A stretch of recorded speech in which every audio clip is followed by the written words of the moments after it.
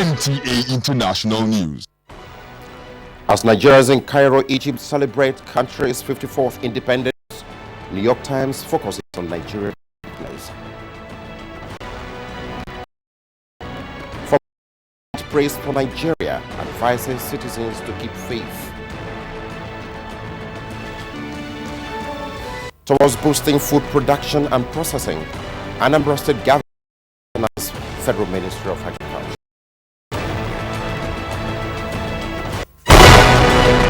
Welcome to the news tonight on NTA International, Abuja, Nigeria.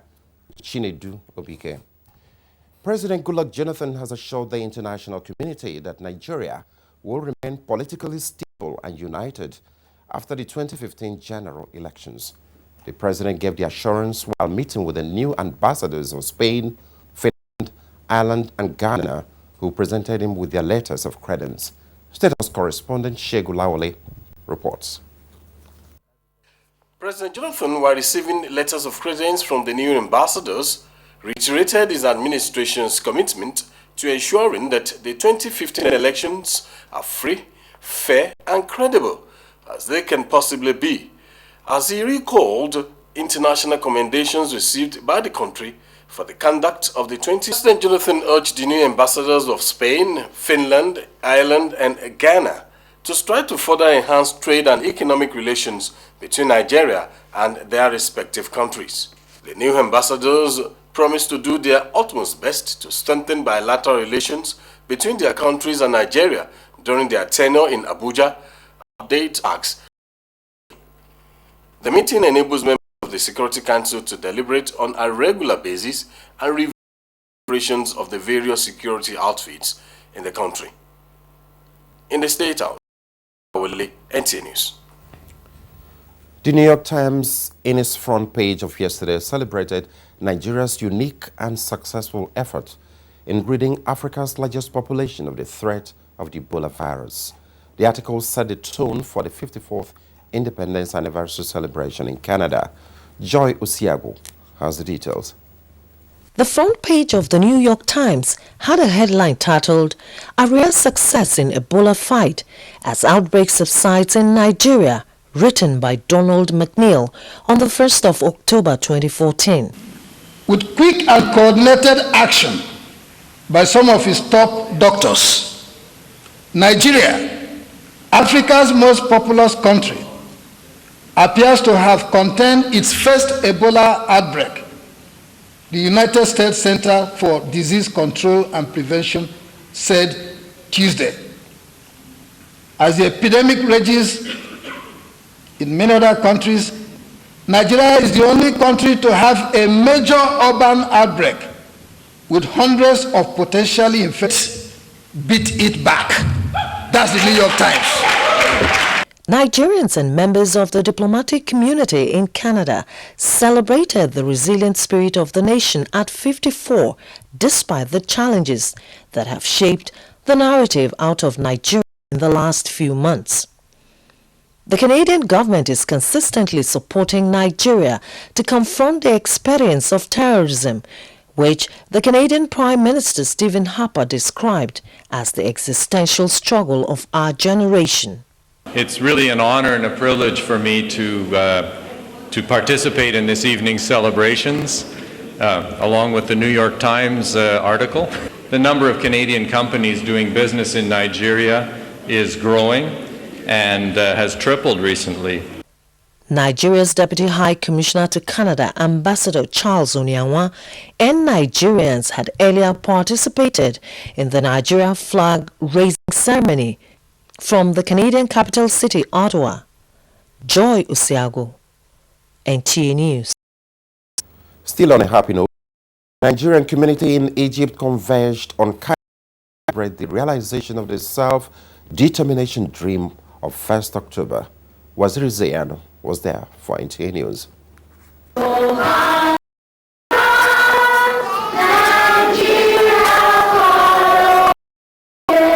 From the pyramids of Giza to the hundreds of minarets in Cairo, echoes of Nigerian national anthem reverberated, bringing nostalgic memories of famous freedom fighters who inspired the country to independence struggle. I remember one of our great musicians, King Sunny Ade.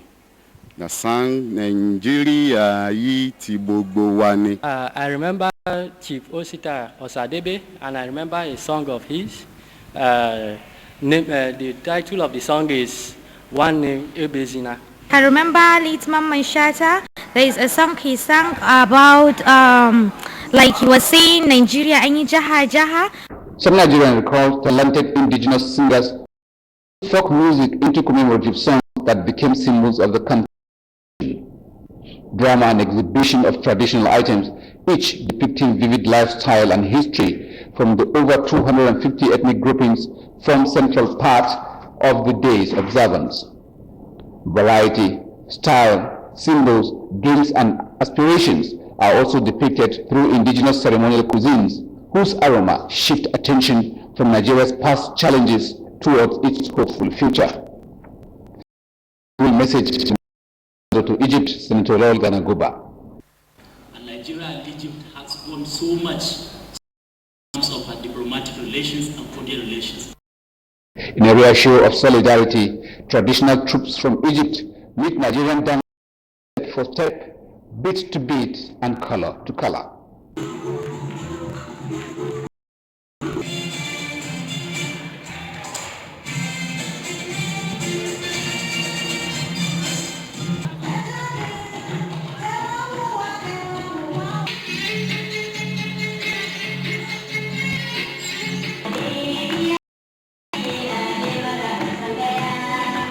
From Cairo, Egypt, Brazil Zayan, NTA News.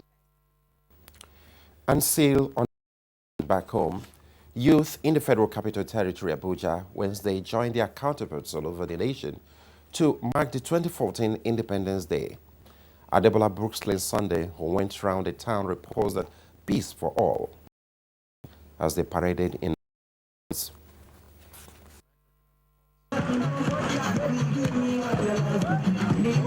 They are the future leaders of tomorrow, and their future is only guaranteed is at peace. Hence, they need to live together in harmony. Say no to violence. And we're celebrating Nigeria's birthday. So we are out to make Nigeria proud and to show the whole world that Nigeria is for peace, not for violence. And have fun because we are happy. Our home is our home. And we cannot support discrimination and wickedness. So if you have the leaders, if you leaders doing wrong thing, we encourage them. We cannot assault them, we cannot yab them, we cannot curse them. They are human beings like us.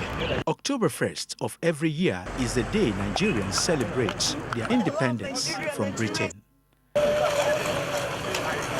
Adebola Brooks Lane Sunday, NTA News. And on a spiritual note, Nigerians have been advised to keep faith with the nation through prayers in line with the teachings of the Holy Scriptures.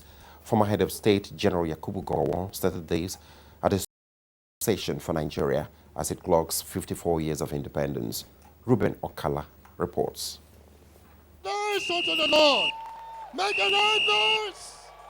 The prayer and praise session under the auspices of the Nigeria Praise Project held at the Dominion Chapel, Abuja, by Christians from various denominations. The believing church prays. Great things surely will happen. The congregation prayed for the president and other political leaders, various arms of government, as well as for continued peace and unity of Nigeria. Nigeria will see stability in the name of Jesus. The former head of state, General Yakubu Gowon, expressed optimism that Nigeria will remain strong despite its challenges. Nigeria to fulfill her destiny and greatness in accordance with God's divine agenda and program. I call on all of us, good Nigerians, to arise and to challenge the giants that stand tall against us. Hallelujah! The prayer and praise session was tagged Celebrating Nigeria's Emerging Greatness. In Abuja, Ruben Okala, NTA News. And as Nigeria celebrates, a federal lawmaker, Senator Solomon Iwuga, says Nigerians have every reason to celebrate given the achievements that have been recorded in the past 54 years. Senator Ewuga, who represents Nasarawa, North Central Nigeria, was speaking on the moment, a current affairs program on NTA International. We have gone through a very jerky process of leadership changes in this country. Yes. We started with independence leadership, then there was a long gestation of military rule. And right now, we're just getting to mature again in the process of democracy. This is the second or third change in government, since it has not happened before in the history of this country, where a civilian government succeeds itself. This is the third time this is coming. This is the third president in power, either handing over power to another civilian or succeeding itself. Never happened. So there is a gradual route to democracy itself has its own challenges. Here to express themselves. There are the courts for everybody to go and seek all kinds of frivolous injunctions. This is not what used to happen in the military regime. The program comes up at 7:30 p.m. local time. And with the recent military clampdown on terrorists, Nigeria is gradually winning the war against insurgency. Minister of State Defense, Senator Musiliu Obanikoro, said this as he decorated his ADC with the new rank of recognize patriotism, add dedication to duty, especially professionalism. These are some of the reasons why some of the naval officers have been promoted, while other officers are encouraged even as they make more gains on against terrorism. There is no doubt in our mind that the men and women in uniform have the capacity to do us proud. What we experienced in a year or two is not what Nigerian military is known for. It was more or less like a setback. So what we are seeing now is what our men and women in uniform are known for. I'm happy that the Nigerian military have such dedicated young officers that are rising up within the ranks. And with people like this, there's great hope for our country, great hope for our military. Very hardworking, and they have a passion for the work. The minister enjoined the newly promoted officers to be more dedicated and help the nation to overcome the present security challenges. In Abuja, Adebola Brookslyn Sunday, NTA News. And now on to agriculture. The Federal Ministry of Agriculture is to partner and support agricultural developments in Anambra State, southeast Nigeria. This is part of the agreement reached between the minister and the Anambra State Governor, Willie Obiano, in Abuja. Musa Babaliu has more. Anambra State is among the 6 crops processing zones of the country. Crops such as rice, cassava, tomatoes, among others, are cultivated in large quantities. To boost the production of these crops, that the Federal Ministry of Agriculture is encouraging mechanization and aquaculture in the state. Under the agreement reached, rice production and processing would be given adequate attention. Because I think that whole Adadali area, it's a rice belt that we must actually unlock the potential within those areas.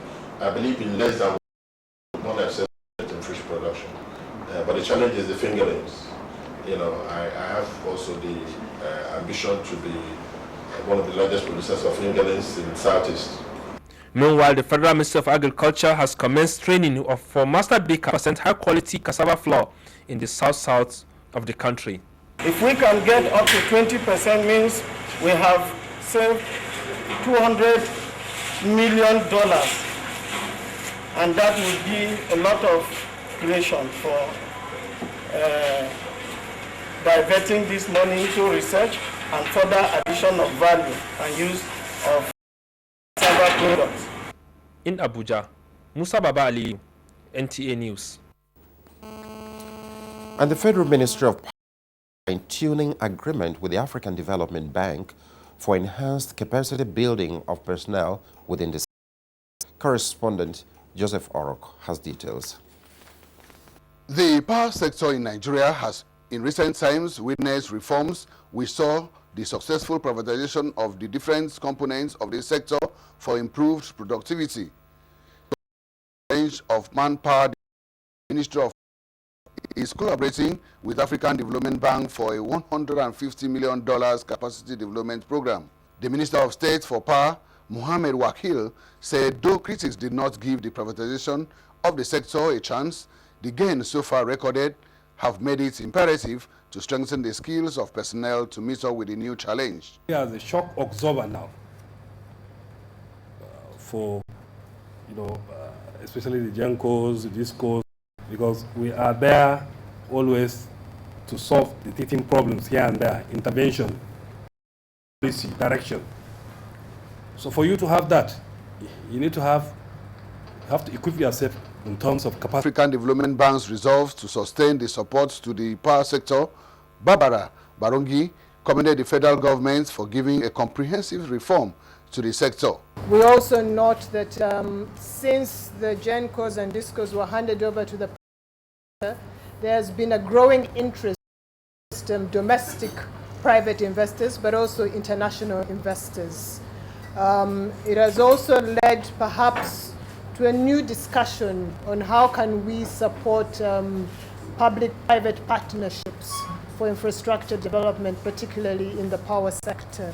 The meeting was aimed at working out modalities for the release and proper utilization of the remaining $50 million facility for capacity development of personnel of the Ministry of Power. Joseph Arok, NTA News. Thank you, Arok. This is NTA International News reaching you from Abuja, Nigeria. For a review of the top stories. You heard that Nigerians in Cairo have celebrated the country's 50th anniversary, just as New York Times has the uniqueness of Nigeria and the successful handling of the threat. I told you that Nigeria's former head of state, General Yakubu Gowon, has advised Nigerians to keep faith with the nation through sustained prayers in line with the teaching of the Holy Scriptures. Coming after the break, President Jonathan condoles with the Nigerian Guild of Editors and family of former MD of NAN.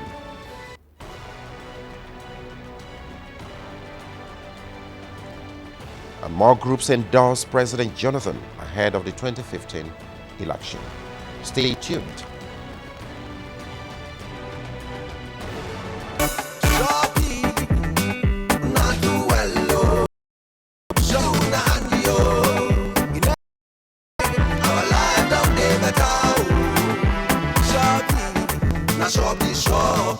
Shopee has ensured the reconstruction of the Abuja-Lokoja Road and the East-West Road in Port Harcourt. The standard gauge rail tracks from Abuja to Kaduna and Lagos to Kano indicate that our trains are coming back. The second Niger Bridge in the southeast and the local Oweto Bridge in the north-central are in progress, thanks to Shopee. Shopee's mass transit program has made transportation easier for Nigerians. Shopee has rehabilitated over 1,000 health centers across Nigeria. And polio is on the verge of eradication. Shopee has also ensured the provision of social amenities and through its various training programs for young people guarantees a better future.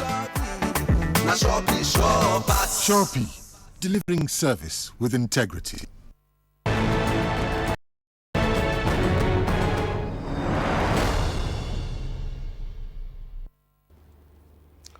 You're welcome to this second segment of the news.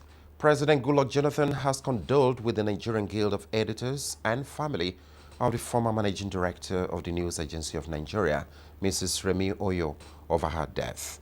President Jonathan noted that Remi Oyo served most admirably as a two-term president of the Nigerian Guild of Editors and attained great success in a profession which before now was dominated by men.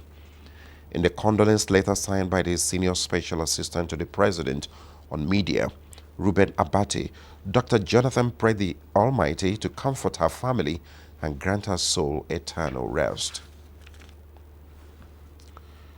A coalition of more than 200 political groups in Kaduna State have endorsed the Goodluck Jonathan and Namadi Sambo ticket for the 2015 presidential race.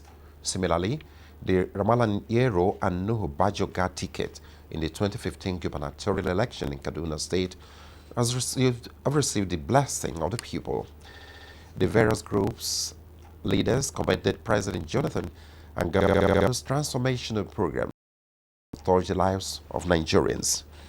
The speakers, who spoke in Hausa language, a development related to identifying with the grassroots and enabling the voters to be in concert with their message, added that the endorsement is to enable the president complete the various ongoing projects in the state, especially that of power generation and the railway line from Kaduna to Abuja.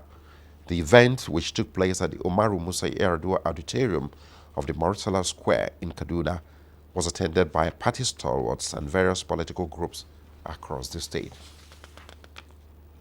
Still in politics, All Progressives Congress APC has started its campaign to canvass for votes ahead of the October 11 gubernatorial by-election in the Adamawa State, northeast Nigeria. Nigeria's former Vice President Atiku Abubakar, who is the leader of the campaign team, says a vote for APC is a vote for change. Correspondent Rayanu Bala reports. The people of Tongo turned out in their hundreds to welcome the APC campaign team, restating their total support to the gubernatorial candidate. Former Vice President Atiku Abubakar said APC is out to bring development to the state, hence the electorates should vote for the party. He said, according to the manifesto of APC, it has all it takes to change the socio-economic fortunes of the state as well as empower the people. The gubernatorial candidate of APC in Adamawa governorship by-election, Senator Bindo Umaru Jibrila, says education, provision of health care services, roads, among other basic amenities that will uplift their living standard are priority.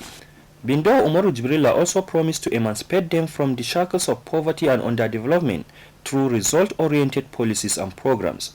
Speakers at the campaign rally, among others, said APC is the only party for positive change. In Ganye, the story was not different, as the campaign team assured of provision of dividends of democracy to the people. Former Vice President Atiku Abubakar was optimistic that APC will emerge victorious looking at the support it is enjoying in the state. The people of Jada defied the rains to attend the campaign rally with a promise to vote for APC come October 11. In Yola, Rayanu Bala, NTA News. Still on Adamawa by-election, the Independent National Electoral Commission in Adamawa State has trained over 2,000 core members who will preside over various polling units across the state during the forthcoming by-election. Correspondent Mohammed Zaidu takes up the report from here. In an effort to conduct free, fair, and acceptable governorship by-election, the Independent National Electoral Commission organized a series of training to both its regular and ad hoc staff. The trainings are aimed at reminding those who know and intimate those who don't know the do's and don'ts of the exercise, as well as how to achieve acceptable results. Speaking at the end of a two-day training program for the core members, the resident electoral commissioner Kasim Ganagaidam charged them to be confident, diligent, and honest. The electoral commissioner, represented by his administrative secretary Dominic Sambo, said as electoral officers, the desire to achieve an acceptable conduct of an election lies squarely on their shoulders. He warned that they should not allow themselves to be induced by some selfish politicians who may come to them to falsify election results. In line with Section 28 of the Electoral Act, an oath of neutrality was administered on the core members to guarantee that they will be truthful and honest in their assignment. I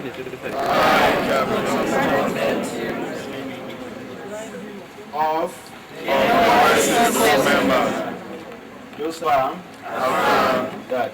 In Yola, Muhammad Saidu, NTA News. Now on to reports from the foreign scene. Syrian Kurds wait to cross into Turkey as fighting between Islamist militants and Kurdish rebels rages. Car bomb kills 11 people in Shai, Baghdad, and parents in Dallas, USA withdraw their children from school for fear of Ebola virus as Britain appeals for international help on Ebola. Details as Basi Etai. Syrian Kurds began gathering at the Syrian-Turkish border as fighting between Kurdish rebels and Islamic militants intensifies. A statement by the jailed Kurdish leader Abdullah Öcalan warns that peace talks between his group and the Turkish state will come to an end if the Islamic militants are allowed to carry a massacre in the Kobani. The warning, reports say, has added to the existing pressure on Ankara as it pushes the government to play a robust role in the US-led coalition against the insurgents. And a car bomb has exploded in the mostly Shiite Muslim neighborhood of southeastern Baghdad, killing 11 people. Police say the violence came a day after Baghdad witnessed one of its bloodiest days since US-led airstrike against Islamic State insurgents in Iraq began in August.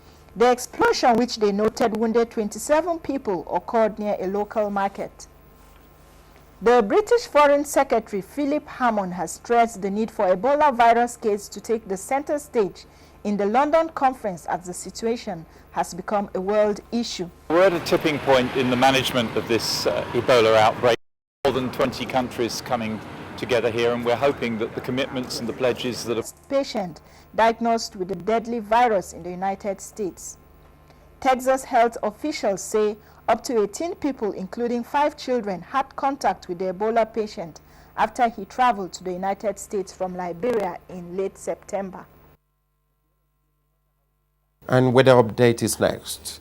And our highlight is on major cities in Nigeria and around the world.